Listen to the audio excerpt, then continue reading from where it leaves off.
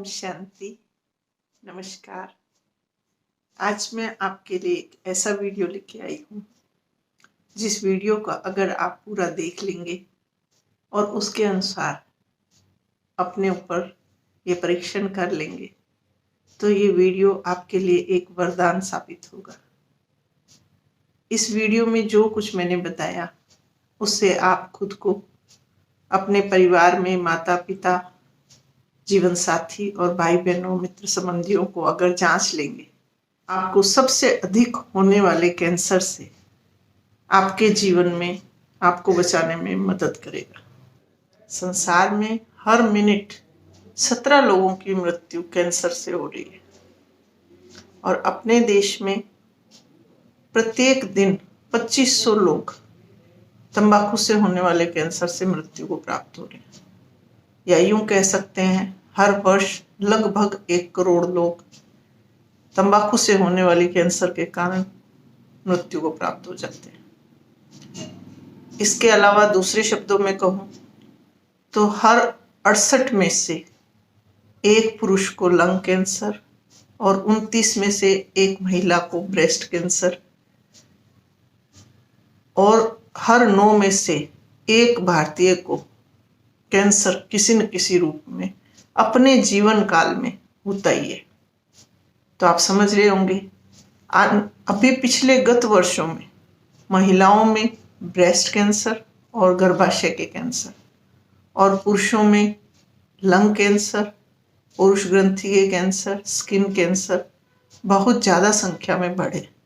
और दोनों ही जेंडर में गले का, मुंह का और फेफड़ों का कैंसर बहुत ज़्यादा संख्या में होने लगा है। तो उसके कारण भी मैं आपको बताऊंगी। अब वैसे तो आप जानते हैं कि अगर किसी व्यक्ति को हम निदान के समय बीमारी देखकर अगर उसे कह दें कि तुम्हें कैंसर हुआ है तो इंसान वहीं अधमरा हो जाता है। उसका कारण ये है कि हमारे देश में कैंसर की पहचान जो होती है वो लेट स्टेज में होती है। जब तक मरीज डॉक्टर के पास जाता है और बीमारी पकड़ में आती है तब तक कैंसर 4th स्टेज से आगे जा चुका होता है और यही कारण है कि वो शरीर में फैल चुका होता है तो उसका पूरा इलाज नहीं हो सकता है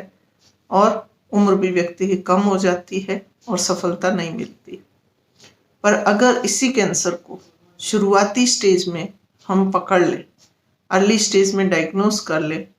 तो व्यक्ति की आयु भी लंबी होगी, इलाज भी सफलतापूर्वक हो सकता है क्योंकि वो एक छोटी सी जगह में है तो उस पोर्शन को निकाल कर व्यक्ति को बचाया जा सकता है और व्यक्ति स्वस्थ जीवन जी सकता है। तो आज इसी से संबंधित कुछ ऐसे कॉमन प्रश्न मैं आपको सुझाऊंगी एक प्रश्नावली के द्वारा,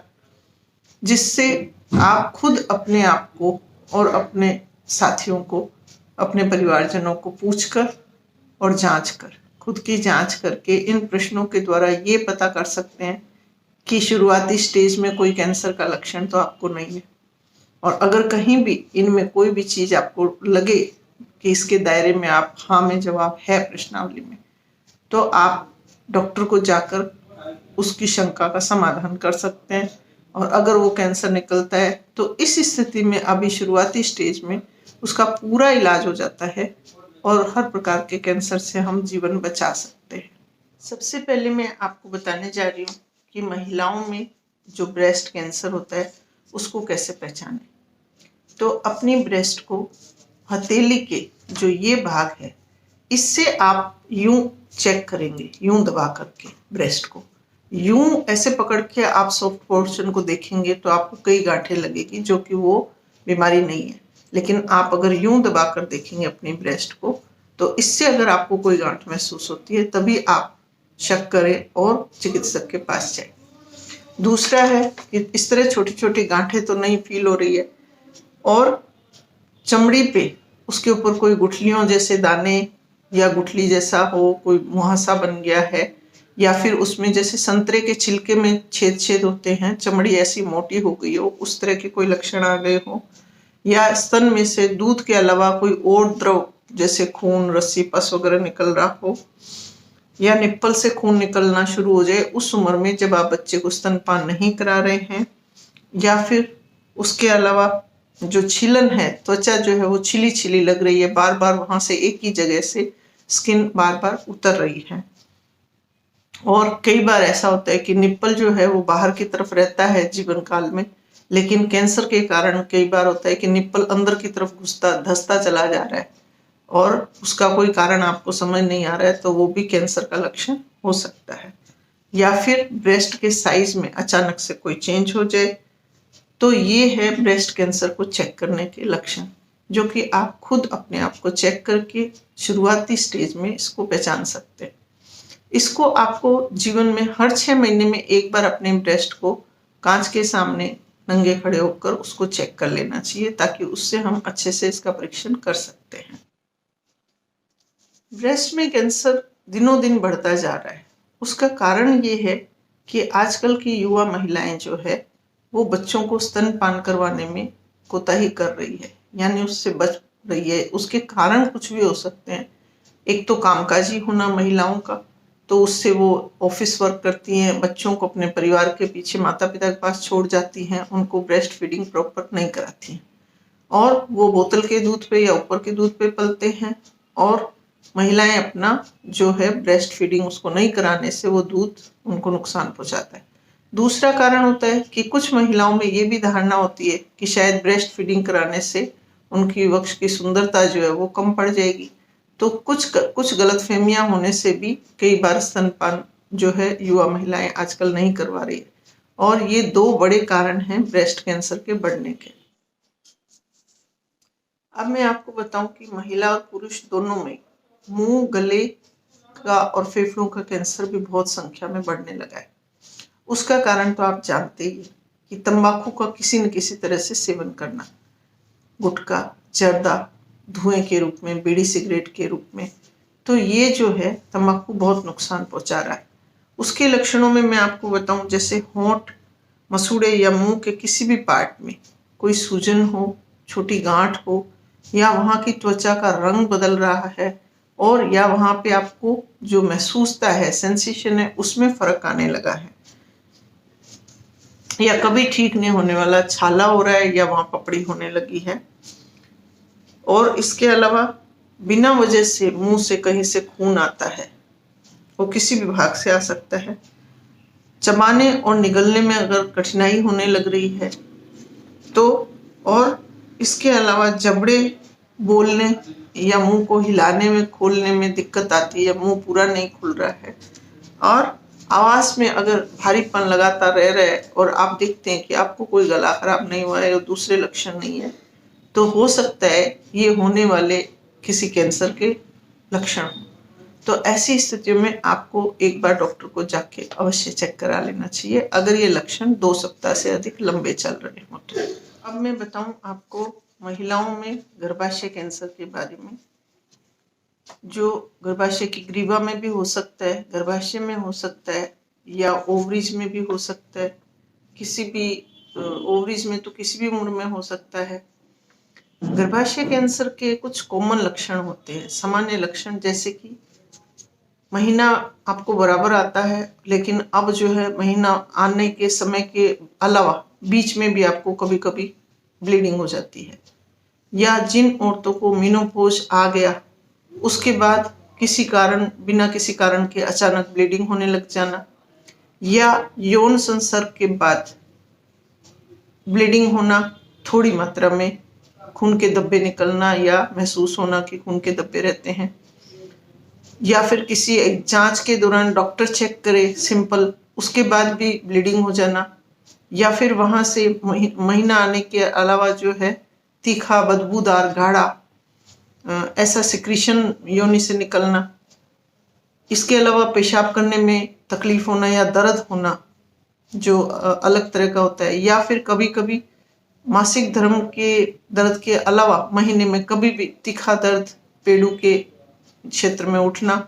जिसका किसी भी संबंध नहीं है किसी बात से, और वो कभी कभी उठता है और अचानक सेट हो जाता है।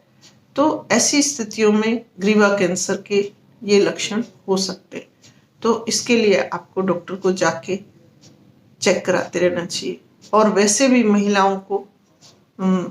30 साल की उम्र के बाद ग्रीवा कैंसर से बचने के लिए साल में एक बार पेप स्मीयर नामक जांच करा लेनी चाहिए, जो कि नीचे योनि के स्मीयर को लेके की जाती है। और गर्भाशय के कैंसर बढ़ने की वजह क्या होती है, ये मैं आपको स्पष्ट करूं कि आजकल के समय में एक तो अधिक मात्रा में जो गर्भ निरोधकों का इस्तेमाल है, चाहे वो ओरल कंट्रासेप्टिव हो या फिर वो कॉपर टी के रूप में हो या दूसरे कोई और, जो सभी कारण हैं कैंसर को बढ़ावा देने के। इसके अलावा यौन प्रक्रियाओं में अधिक हिस्सेदारी लेना, ज्यादा यौन प्रक्रिया में लिप्त रहना, क्योंकि इससे महिलाओं को अधिक संक्रमण होता है, अस्वच्छता बढ़ती है और उनको घर्षण के कारण आघात भी अधिक लगता है अंगों को, और ये कारण बनता है। अब मैं पुरुषों में जो अधिकतम कैंसर होने के चांस होते हैं पुरुष ग्रंथि के, उसके बारे में कुछ लक्षण बताऊंगी कि उसमें पुरुषों को जैसे रात को अधिक बार बार पेशाब आना, रात को पेशाब ज़्यादा आना, इसके अलावा पेशाब करते वक्त पेशाब की धार नहीं बनना, या पेशाब बहुत धीरे धीरे उतरना, या पेशाब कर लेने के बाद भी महसूस होना कि पेशाब पूरा नहीं उतरा है, फिर से जाना पड़ेगा, या पेशाब करने के बाद खून की बूंद आना, या फिर यौन संसर्ग के दौरान जो है या बाद में जो वीर्य निकलता है उसके बाद खून की बूंद आना, या सेक्स करने के दौरान तकलीफ होना, पेन महसूस होना। तो इस तरह के कुछ लक्षण हैं जो पुरुष ग्रंथि के कैंसर को दिखाई उसमें दे सकते हैं। तो उनके अगर ऐसी कोई संभावना लगती है तो आपको डॉक्टर से चेक कराना चाहिए। इसके अलावा स्किन कैंसर भी बहुत ज़्यादा देखने में आ रहा है। उसका कारण है कि आजकल जो अधिकांश लोग इंडस्ट्रीज़ में, फैक्ट्रीज़ में काम करते हैं, तो वो जैसे टेक्सटाइल है, हैंडीक्राफ्ट है, स्टील उद्योग है और जितने भी कोई उद्योग धंधे हैं, उनमें रासायनिक तत्वों का बहुत इस्तेमाल होता है। कुछ तत्व उनसे उड़ते हैं, पाउडर उड़ता है तो सांस में भी चले जाते हैं। ये तत्व अंदर जाके पुरुष ग्रंथि के कैंसर को और स्किन कैंसर को बढ़ावा देते हैं। इनसे शरीर को नुकसान पहुंचता है। लंग कैंसर की मात्रा जो है वो महिलाओं और पुरुषों में बहुत ज़्यादा बढ़ रही है। उसका एक कारण पोल्यूशन भी है तंबाकू के अलावा, कि हम आजकल जो प्रदूषण से ग्रस्त हवा है, प्रदूषित हवा में सांस लेते हैं शहरों में, बड़े शहरों में, तो उसके कारण भी लंग कैंसर बढ़ रहा है। इसके अलावा मैं आपको बताऊं कि कैंसर होने का कारण हमारी जीवनचर्या में कुछ बदलाव भी है। आजकल हम लोग junk food, fast food, processed food या रेडीमेड जो भी बाजार का बना हुआ पैकिंग का फूड है, उसमें बहुत मात्रा में केमिकल्स और प्रिजर्वेटिव होते हैं, उनको खाने लगे हैं। ये प्रिजर्वेटिव और केमिकल्स जो हैं वो कैंसर को बढ़ावा देने वाले होते हैं। दूसरा, रातों को अधिक जागना। रात को देर तक जागने से, अगर सूर्यास्त के पश्चात से सुबह सूर्योदय तक अगर आप इस पीरियड में अच्छी 6-7 घंटे की नींद नहीं लेते हैं और पूरा इस समय में जागरण ही करते रहते हैं और प्रतिदिन ही करते हैं, तो आप में मेलेटोनिन हार्मोन की कमी हो जाती है। और मेलेटोनिन हार्मोन हमारे अंदर के अंगों के अस्तर के लिए, जो अंदर लाइनिंग होती है हर अंग की, उसकी कोशिकाओं के बनने के लिए बहुत ज़रूरी होता है। और वे कोशिकाएं कमज़ोर होने से, सृजन नहीं होने से हमारी इम्यूनिटी भी कमज़ोर हो जाती है। इससे बार बार अंगों को इन्फेक्शन होने लगता है और इसके कारण ही कैंसर की संभावना कई गुना बढ़ जाती है। अत्यधिक तनाव रखने से भी कैंसर की संभावना बहुत ज़्यादा बढ़ती है। मोटापा अधिक रखने से मोटे लोगों में भी कैंसर की संभावना बढ़ जाती है। तो इसके अलावा जीवन में आजकल कार्यशैली का ढंग ऐसा हो गया है कि लोग 12-12, 16-16 घंटे एक ही जगह पर बैठकर काम करते रहते हैं, चाहे वो बड़ी बड़ी आईटी कंपनियां हो या इंडस्ट्रीज हो या ऑफिसेज हो। एक जगह एक स्थिति में बैठकर काम करना इंसान के लिए शरीर की इनएक्टिविटी जो होती है वो शरीर को स्वस्थ नहीं रहने देती और उससे भी कैंसर बढ़ता है। कैंसर की संभावनाएं बढ़ जाती है, खास करके नीचे कोलोरेक्टल कैंसर हुआ और पेट के अंगों के कैंसर जो है वो बढ़ जाते हैं। मोबाइल, इलेक्ट्रॉनिक्स और ऐसी जगहों पे, मोबाइल टावरों के आसपास ऐसी जगहों पे घंटों काम करने से रेडिएशन के प्रभाव के कारण भी कैंसर में बहुत इजाफा हो रहा है। और तो हम देखते हैं कि व्यायाम भी आजकल की युवा पीढ़ी जो है बहुत कम कर रही है। जीवन में सिर्फ पैसा पैसा कमाना और यही उद्देश्य रह गया है। शरीर को स्वस्थ रखना तो जैसे भूल ही गए। आजकल के बच्चे और युवा हरी पत्तेदार सब्जियों को खाने से तो मुंह फेरते हैं, और ये भी एक बड़ा कारण है कि आप में पोषण की भी कमी रहती है। आवश्यक विटामिन्स और मिनरल्स बातें जो हमारी कैंसर से रक्षा करने वाले होते हैं, और उनकी कमी से भी हमारे में कैंसर की जो संख्या है, कैंसर जैसी बीमारियों की, वो बढ़ने लगी है। मुझे उम्मीद है आपको ये सब जानकारियाँ अच्छी लगी होगी, पसंद आई होगी, और इससे आप अपना और अपने परिवार का जरूर फायदा देखेंगे, करेंगे, और इसको वीडियो का आगे शेयर करके और लोगों के लिए भी इस पुण्य के कार्य में सहयोगी बनेंगे। आपने अगर मेरे चैनल को अब तक सब्सक्राइब नहीं किया है तो सब्सक्राइब कर ले, क्योंकि इस चैनल पर आपको स्वास्थ्य के प्रति सही और सटीक जानकारी तो देती ही हूँ एक डॉक्टर होने के नाते, और आध्यात्मिक रूप से भी सही जीवन शैली क्या है, उसको जीकर हम कैसे संपूर्ण रूप से स्वस्थ बने, न केवल शारीरिक रूप से बल्कि मानसिक और आध्यात्मिक रूप से भी कैसे स्वस्थ रहे, ये जानकारियाँ भी आपको मेरे चैनल के वीडियोस पे बहुत अच्छे से मिलेगी, जिनसे आप पूरे परिवार सहित लाभान्वित हो सकते हैं। और इसके लिए मैं आपकी शुक्रगुजार हूँ कि इतना बड़ा परिवार है और बढ़ता ही जा रहा है। ओम शांति।